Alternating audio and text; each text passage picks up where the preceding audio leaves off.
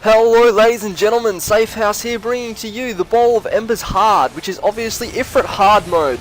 Now this is quite a long fight, as you'll see it's quite a long video, so I'm just going to get to it and talk about Ifrit as much as I can. So as you've seen just there, Ifrit throws out a knockback every now and then. It differs a little bit from the original Ifrit fight. That is that if you use stuns on him, you'll eventually become immune to them. That means that they are diminishing returns. So, you have a designated stunner or two who stuns Ifrit out of certain abilities. You're going to want to make sure, if you have a stun like me, I have Leg Sweep on 4, you make sure you don't use it at all for the whole fight unless you are one of the designated stunners, which generally you won't be unless you're pretty experienced with the fight. So, it's your first time, don't worry about that so much. And just make sure you're not using it. It's a little bit difficult actually. I'm so used to getting over and hitting 4 and just pretty much almost using that off cooldown unless I need to interrupt something myself. So it does feel like you're a little bit limited sometimes, but it's not so bad. Just make sure you don't use it because it will ruin the fight for you because you really need those abilities interrupted. Besides that, he does the mark the ground with fire. If you stand in it, it'll explode. He does that. Jumps up in the air. This is a new ability. He goes to the edge and he looks in a direction. Whatever direction he's looking in, he's going to go straight through the middle of the map. It's actually a really easy ability to dodge just because it's a really long cast time. Like he'll get there, he'll look in the one direction and then take off. He also does just an AoE fire breathe in front of him. Really, if you're not the tank who is tanking the boss currently, you don't want to be standing in front of him. Pretty much you want to be at 90 degrees or directly behind him. So you just see him do the fire attack just there. He does spawn the shards. You know that shard that he spawned in the original fight? There was only one in the original fight, but this one he actually spawns, I think it's 4. That is where you want to have a black mage or a summoner in your party, because you need that level 3 limit break to take down all those shards. Otherwise you're not going to get them in time because they have a lot of health and they're tough to get down. So save that limit break for your summoner or black mage, or if there's another caster that I'm missing that has the meteor. I don't believe there is, but there might be. Anyway, in the entirety of the fight, you should get a chance at 2 level 3 limit breaks. So you get to see me use a limit break, the level 3 one, and it looks pro. So I recommend sticking around to the end because you get to see a meteor level 3 limit break and you get to see the melee DPS level 3 limit break, and it really does look amazing. I think it does about 11,500 damage, and it looks sick. I was pretty surprised at how amazing it looked. But there he is, just zipping across the map again. That gets a little bit more advanced when he'll do it in a stage where there's 2 of him, and one will go, then the second one will go, and then towards the end of the fight he'll do it where there's 3 of him, and they'll just take in turns at going across the map. Still pretty easy to dodge though. You can even stand between them with not too much trouble. I'm pretty sure I do it in this fight. I'm not 100% sure. It might be a different one. I did try doing this Ifrit fight with another party and we failed, and then everyone left. You'll find in these sort of hard modes that everyone does leave if you fail pretty much once or twice. Sometimes people stick around second or third try, but not very often. As you saw just before there on the ground, he still does that AoE, fire on the ground, it will explode up, just get out of it as fast as you can. He does one around the outside and one on the inside, which you're seeing now. It's pretty easy to dodge. I guess if you're in the middle of it, it doesn't give you too much of a chance to get out of it. Just sort of stand in the same position as we are, as long as your tank knows where to go.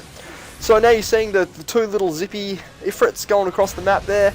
Still pretty easy to dodge. As you see, I was in a pretty good position to get out of the way anyway. And then he just drops back in the fight. Doesn't do any extra damage or anything when he comes back down. I'm pretty sure at about half health when he spawns the shards. He'll just keep knocking you back. It doesn't really do any too much damage, so you get back in pretty quickly.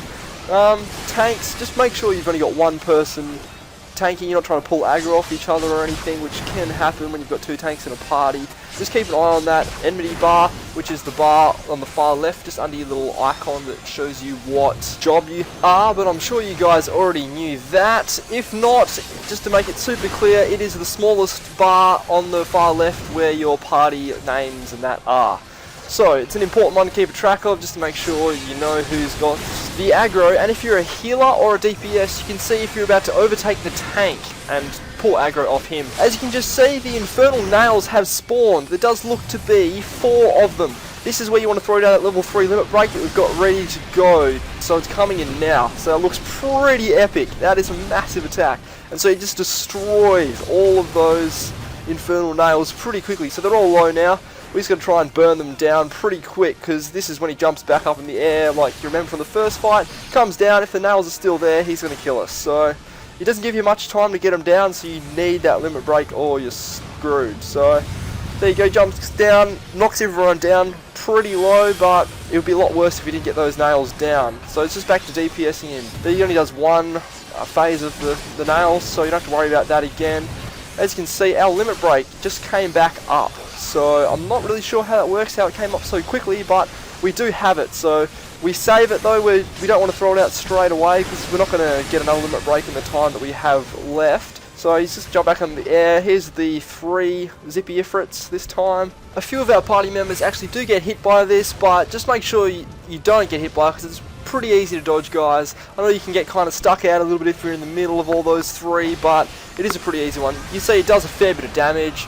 Notice healers have been the worst of getting hit by it in my party, so no offense to your healers, but you guys can prove me wrong in the future dungeons, so we'll see how we go. But there we go, just throwing out some more AoEs now. That does a fair bit of damage too if you get hit by it, but I don't really think many of our party gets hit by it, so it's fine. Just then he stomps the ground, and it kind of looks like he might be doing an AoE, but he actually doesn't. He tricks me a few times, and that's why I just ran to the front then and just copped the AoE that he's thrown out of his mouth. So he gets a bit more intense with these though, so he's covering most of the ground. He just lost me behind a wall of fire. The main thing this fight, besides dodging AoEs, is to make sure that you're not using your stuns. I used Spine Shatter Dive a few times, just forgetting how it relates to this fight, and it has a stun on it. I knew it has a stun on it, but I just didn't really think about it in relation to this fight. So just really make sure you're not using the stuns, because it's really important that you've got those stuns up at this later stage of the fight. My limit break is coming up very soon, so get excited about that, because it looks pretty epic. Once he comes back down, I'm pretty sure I use it. So he does another one of the little 3 speedy Ifrits. It looks pretty cool actually. He's there ready to go like a sprinter off the line. I'm actually working on Garuda hard mode too. I've only been in 2 parties so far and we've failed both. It takes me a long time to get into the hard mode, and then we fail it most of the time anyway. So once I get that done, I'll get the video up. I'll have a link in the description to it for you guys so you can check it out. I actually attempt Ifrit hard mode again after we complete him this time around, and we fail. So I haven't attempted to go back. I'll just try and do some of the other ones. If you're looking for where to find the quests and that sort of stuff to get into these dungeons, they're generally in Vesper Bay or inside the Waking Sands, so just check out both of those. They're really where you get these quests. I got the Ifrit quest from there, Nedrick Ironheart, he gives lots of those sort of quests. Now I'm casting the limit break right now, trying to make sure I'm out of the AoEs when I do it, but here it comes down, and how epic does that look? That is a massive explosion. It's just beam of light coming down from the sky. I loved it. I enjoyed it. I want to use it again, so I want to get into more hard mode so I can just still limit break from other people. No, that's not a good idea. Make sure you're using the optimum class to have it on. So, I don't know, I feel sorry for most of your tanks and healers. You don't get to use it very often. It's mostly the DPS where you want either the AoE or the single target damage, so that's probably a good thing about being a melee DPS. There's not too many good things, because it can be a bit rougher than other classes, and especially you don't actually see many monks around either, so you just see dragoons most of the time. I don't think we've even got a monk in this party. Doesn't look like it, no. I'd say monk seems like the least played class to me so far that I've seen on my server anyway. I don't know if you guys think any different. If you do, chuck it down in the comment section maybe what you guys reckon the least played class in Final Fantasy 14 Realm Reborn is. But anyways, Ifrit is getting very low now, so I wish you guys luck. Don't get down. If you lose your first fight, everyone leaves. Just queue back up. You'll get it eventually like I have. And so just keep working at it. You'll get it, guys. So good luck in it. It's worth it. It's a fun fight. I actually really enjoyed it. And if you're lucky enough, there's some beast loot at the end. Thank you very much for watching, and if this video helped you out or you just enjoyed it, please smack that like button, or you can also subscribe to my channel for more videos similar to this one. Thanks guys.